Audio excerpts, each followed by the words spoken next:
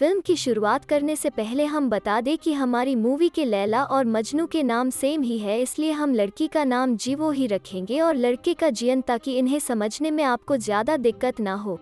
दोस्तों, फिल्म की स्टार्टिंग जीवो के ऑफिस से होती है, जहां पर मैनेजर कंपनी के नए एम्प्लॉय जियन से सबको मिलवाते हैं। जियन काफ़ी इंटेलिजेंट और हैंडसम लुकिंग था, जिसके चलते कंपनी की सारी लड़कियां उस पर फिदा रहती थी, यहां तक कि जीवो खुद भी। हालांकि जीवो जियन से सीनियर थी और मैनेजर ने उसे उसी के अंदर काम करने को बोला था, जिसकी वजह से वो इस बात से थोड़ी नाखुश थी, लेकिन जियन के लुक्स बेहद इम्प्रेसिव थी। कैफेटेरिया में जीवो और उसकी फ्रेंड किम एक दूसरे से बात कर रही थी। तभी वहां जियन भी आ जाता है और उसे एडवाइस देने के लिए थैंक यू बोलता। इसके बाद हम देखते हैं कि किम जीवो से जियोन को डेट करने को कहती है, उसे समझाती है कि लड़कों को रिझाना है तो थोड़ा सा स्माइल पास करनी पड़ती है बेबी। यही बात जीवो की उसकी माँ भी समझाती है, मगर जियोन के टोपे के ऊपर बैठने के लिए जीवो को इतनी भी जल्दी नहीं थी। अगले दिन हम देखते हैं कि ऑफिस में जियोन का एक पार्सल आया होता है, मगर एक ही नाम होने के चलते गलती से वो जीवो को डिलीवर हो जाता है और जब जियोन को इस बात का पता चलता है, वो भागते हुए जीवो के पास जाता है, मगर अफसोसन काफ़ी देर हो चुकी होती है। जीवो ने जैसे डिब्बे को खोला, उसे लड़की का नाम लिखा एक कॉलर दिखाई देता है। ये एक एडल्ट बेल्ट थी, लेकिन तभी जियोन आकर उसके हाथ से वो बेल्ट छीन लेता है और घबराते हुए जीवो को बताता है कि उसकी डॉट की कॉलर। मगर भगवान ने तो मानो जियोन की बैंड बजाने की कसम खाई थी, क्योंकि थोड़ी देर में जीवो के हाथ से वो पार्सल गिर जाता है और उसे उस पेड़ से बंधी एक लड़की की एडल्ट मैगजीन मिलती है। और भाई साहब, जीवो कुछ समझते देर नहीं लगती कि ये कुत्ते का कॉलर नहीं बल्कि सनी लियोनी का कॉलर है। शर्मिंदा होकर जब जियोन अपने घर पहुंचता है तो उसे इस बात का काफ़ी डर रहता है, क्योंकि उसकी पिछली नौकरी भी इसी चक्कर में गई थी, वहाँ भी उसका ऐसे ही बैंड बज गया। ऐसे में जियोन के कुछ ऑनलाइन दोस्त उससे जीवो से इस बारे में बात करने को कहते हैं, शायद वो भी उसकी तरह फील करती है। दूसरी तरफ हम देखते हैं कि रात में जॉगिंग के वक्त जीवो एक एडल्ट स्टोर के सामने खड़े होकर हथियार के बने हुए खिलौनों से खेलने का इमेजिन करने लगती है, पर तभी उसकी मॉम वो आ जाती है, उसे वहाँ से भागना पड़ता है। आखिरकार किसी बहाने से जियोन जीवो से अपनी सारी बातें शेयर करता है, जिस पर जीवो तो बिल्कुल भी ऐतराज नहीं होता, लेकिन जियोन का लगता है जीवो भी उसकी तरह मीठी है और उसे अपना मास्टर बनने को कहता है, यानी कि वो जो उसे सपोर्ट कर सके। हालांकि जीवो उसे समझाती है कि वो ऐसी नहीं है जैसा वो सोच रहा है, उसे इन सब चीज़ों का बिल्कुल भी शौक नहीं है। ये सुनते ही कुत्ते की तरह लाल टपकाए जियोन का चेहरा उतर जाता है और दोनों वहाँ से चले जाते हैं। फिर हम देखते हैं दोनों ने एक दूसरे को इग्नोर करने लगते हैं। ऐसा लगता ही नहीं कि वो एक दूसरे को जानते हैं। जीवो तो ऐसे याद कर रही थी जैसे उसके सामने कोई इंसान खड़ा ही ना हो। ये सब देखकर जियोन को बहुत बुरा लगता है और वो पार्किंग एरिया में जाकर रोने लगता है। जीवो उसे देखकर रोने की वजह पूछती है तो वो बताता है कि मेरी गलती है कि मैंने अपना सीक्रेट तुमसे बता दे, और अगर तुम्हें यह सब बिल्कुल नहीं पसंद है तो मैं अपने डिपार्टमेंट भी चेंज कर लूँगा, बस मुझे थोड़ा समय दो। इस पर जीवो उसे समझाती है कि वो उससे नफरत नहीं करती है, बल्कि यह उसकी खुद की फैंटेसी और डिजायर है। हर इंसान की अपनी डिजायर है। इस पर जियोन एक बार फिर से अपने आंसू पोंछते हुए जीवो से पूछता है कि क्या तुम मेरी मास्टर बनोगी, लेकिन फिर वो बिना कुछ बोले वहाँ से चली जाती है। ऑफिस में हम देखते हैं कि सारी लड़कियां जियन के पीछे पड़ी थी, लेकिन फुद्दू जियन को तो एक मास्टर चाहिए तो उसकी फैंटेसी पूरी कर सके। ये सब देख किम जीवो से कहती है कि जो करना है जल्दी करो, वरना लड़का तो हाथ से निकल जाएगा।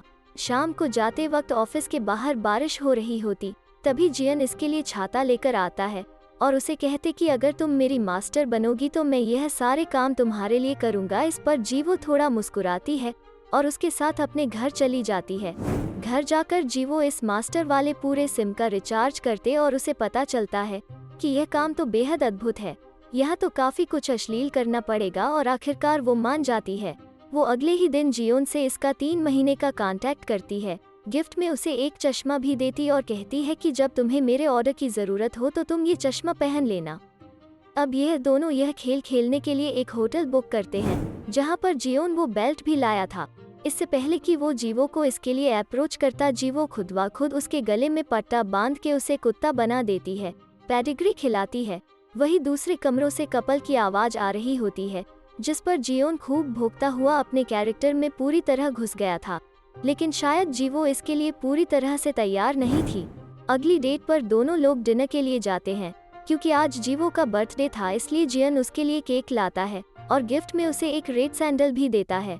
सैंडल पहनकर जियोन को नेट में देखी गई एक सीन याद आ जाती है और फिर वो सैंडल पहनकर जियन क्यू पर चढ़कर उसे टॉर्चर करने लगती है, जिसका मजा मीठा जियन भी ले रहा था। अगले दिन हम देखते हैं कि ऑफिस में एक नया इंटर्न आता है जिसे जीवो अंदर ही ट्रेनिंग के लिए रखा जाता है, मगर जियन बात से खुश नहीं था क्योंकि जीवो उस पर भी वैसे ही ऑर्डर फरमा आ रही थी जैसे वो उसके ऊपर फरमाती थी। हालांकि वो लोग रोज अपना वो एडल्ट गेम जरूर खेलते थे, मगर जियन ना जाने क्यों अब जीवो चीजों को लेकर इनसिक्योर फील करने लगा था।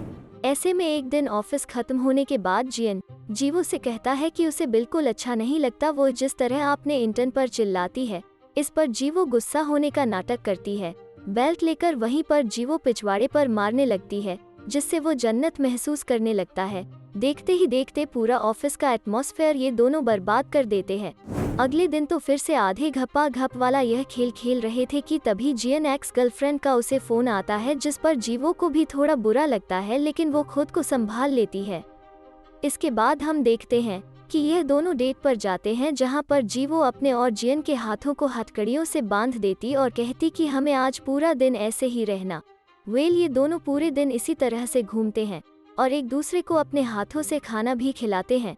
इधर जीवो की फ्रेंड हायमी आज एक लड़के के साथ डेट पर जा रही थी, जहां पर वो अपने घर ले जाकर उससे जबरदस्ती करने लगता है। इस पर हायमी जीवो को कॉल लगाकर बात ही बातों में अपनी लोकेशन बता देती हो और वो उसे बचाने के लिए निकल पड़ती है, लेकिन इस बीच वो हथकड़ी की चाबी खो देती है, जिसके बाद जीवो और जियन एक दूसरे की मदद से गाड़ी चलाकर किसी तरह वहां पहुंचते हैं। यहाँ पहुंचने पर वो देखते हैं कि हायमी जिस लड़के के साथ डेट पर गई थी उसने उसे बांधा हुआ है और यहाँ हमें पता चलता है कि जिस तरह का गेम जीवो और जियन को खेलना पसंद है, ठीक उसी तरीके का गेम यह दोनों भी यहाँ खेलने आए थे, मगर यहाँ थोड़ा उल्टा हो जाता है। हायमी दर्द भरी बातें सुनकर जीवो और जियन को भी ऐसे लगने लगा था कि वो दोनों एक दूसरे का फायदा उठा रहे हैं। इस पर जियन जीवो से पूछता है कि क्या हम रोमांटिक रिलेशन में रह सकते हैं, मगर वो इसके लिए मना कर देती हो। दरअसल दोस्तों, इसी जिस्मानी संबंध के चक्कर में जियन की उसकी एक्स से रिश्ते टूटे थे, तो इसलिए वो ऐसा दोबारा करने से डर रहा था। इधर हम देखते हैं कि ऑफिस में भी इन दोनों के बीच काफी टकरार हो गया था और उनके 3 महीने का कॉन्ट्रैक्ट भी 1 हफ्ते के बाद खत्म हो रहा था। इसलिए ये दोनों लोग एक दूसरे से आखिरी बार मिलने की सोचते हैं। जियन जीवो से मिलने के लिए निकल ही रहा था कि तभी उसकी एक्स वहां पर आ जाती है और उससे कहती है कि अगर वो अपना बिहेवियर नहीं सुधारेगा तो वो जिंदगी भर ऐसा ही रह जाएगा, और वहां से बोलकर चली जाती है। जियन की गर्लफ्रेंड को उसके घर से जाते हुए जीवो ने देख लिया तो और जियन से पूछती है कि क्या तुम दोनों का पैचअप हो गया है, जिस पर जीवो उसे मना कर देता है। इसके बाद दोनों का खेल स्टार्ट हो जाता है। जीवो किसी भूखी शेरनी की तरह जीवो को बांधकर उस पर चढ़ जाती है और उसका अकेला चूसने लगती है। हालांकि वो इसके ऊपर चढ़ती इससे पहले ही उसे याद आता है कि जियन सब चीजों के लिए तैयार नहीं है और उसे सॉरी बोलती है।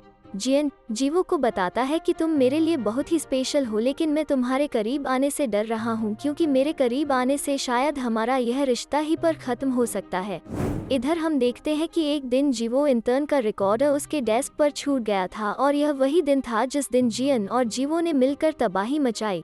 जीवो का इंटर्न यह सब सुन लेता है और उसे मेल कर समझने को कहता, लेकिन उस उल्लू के पट्टे ने गलती से इस मेल को ऑफिस के सारे स्टाफ से टैग कर दिया था, जिसकी वजह से ऑफिस में अब हर कोई इनका यह कांड जान चुका था।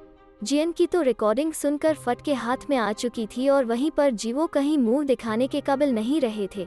इस पर बॉस दोनों पर इंक्वायरी बैठ आते हैं, जहां पर जियन उन्हें सब कुछ सच सच बता देता। हालांकि हर कोई हैरान था क्योंकि सब यह समझते थे कि इन दोनों का चक्कर चल रहा है।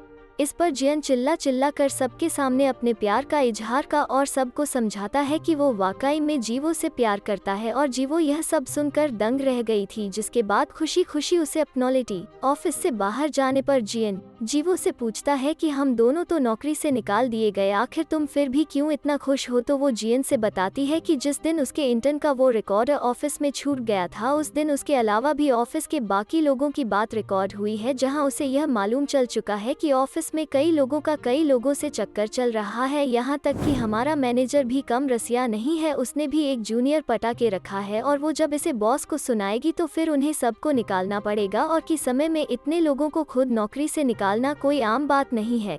कल होता भी कुछ ऐसा ही है और उसके इस आइडिया से दोनों को फिर से नौकरी मिल जाती है। इसके बाद दोनों नॉर्मल डेट भी करते हो और फिर खुशी खुशी साथ में रहने लगते हैं, जिसके बाद ही मूवी ही पर ख़त्म हो जाती है।